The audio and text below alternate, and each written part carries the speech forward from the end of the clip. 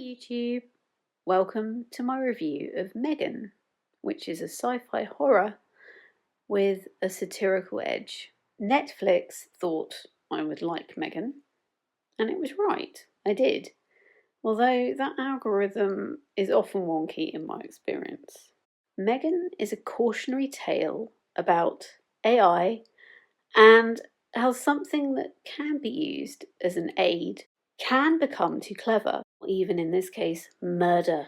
When Katie's parents are killed in a car accident, she begins a new life with her Aunt Gemma, who works for a toy company. The film starts with a toy advert for Gemma's employer, and Katie is playing with the toy when in the car, giving a stark contrast which immediately made it more creative than the norm. A juxtaposition of a poke at the toy industry with a campy advert and then a devastating car accident. Gemma, although well-meaning, is very much focused on her role at Funky, and she has an exciting new sophisticated iteration of AI in the shape of Megan, an android doll which looks and sounds like a child. For Megan, when they filmed this, they used the voice of an actor and then they used another actor to play Megan. Katie and Gemma start to connect when she sees her aunt's university project, which is an android called Bruce, and her aunt demonstrates his abilities and how he functions. When Katie is in raptures about having a toy like Bruce, she said, well, basically he'd be the perfect toy. This inspires Gemma. Megan is deemed by Gemma to be the ultimate parental assistant, as this toy will become the child's friend, helper, socializer, and with the more time spent together, the more accurate the doll will become. The idea is that Katie, the child in this case, is Megan's operator, and she can give Megan instructions, but Gemma makes sure to make herself the secondary operator in this process so she can override the instructions of Katie. As Gemma has a rather demanding manager, that's a nice word, he is prone to shouting and threats, and that's possibly why she is so devoted to her job. She uses Megan as a caregiver, a sort of babysitter, while she can get on with her working from home. It's well-meaning because Katie is naturally devastated about her parents' death, and she's not really happy with Gemma, although she likes Gemma, she's not her parent. You get the feeling that Gemma was not close to her sister, Katie's mother, and that Katie was not really that well acquainted with her aunt. To try and ameliorate her feelings, Gemma gives Katie Megan, and the doll becomes devoted to her child owner. Gemma's manager, after seeing Katie with Gemma, they set up an interaction and he watches, is impressed and thinks it will be above all their competitors' inventions. He then wants a demonstration with potential investors.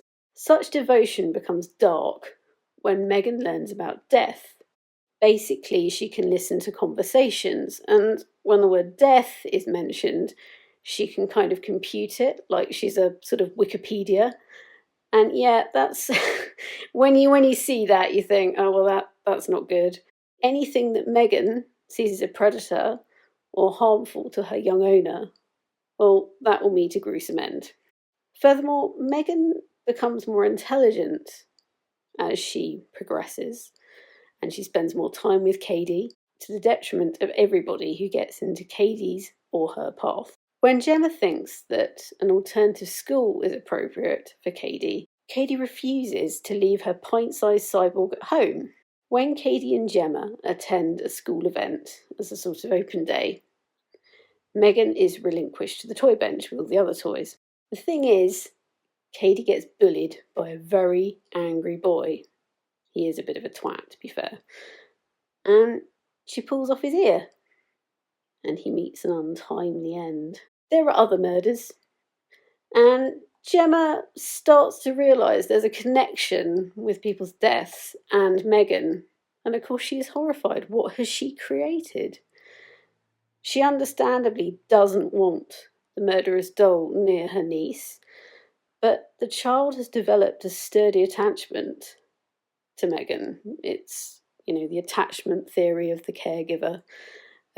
She feels like Megan is her primary caregiver, if you like. Now, I won't really give a lot of information about this film, as I usually do quite an in-depth review, but I feel like you have to watch this one for yourself. It's a little bit campy, that's part of its charm, but there's a lot of kind of comedic moments smattered across the film. It's very solid, with Frankenstein's monster and Terminator 2 vibes. Specifically Terminator 2 vibes. Watch it and you'll see what I mean if you're a fan. I never reveal the endings, as you may not have watched this, and if you watch a film review and you haven't seen the film, well, you can make up your mind. I do recommend this if you enjoy a satirical AI film, which sounds very niche, doesn't it? No wonder my Netflix is confused. Thanks for watching, for stopping by, and please give this a like and subscribe.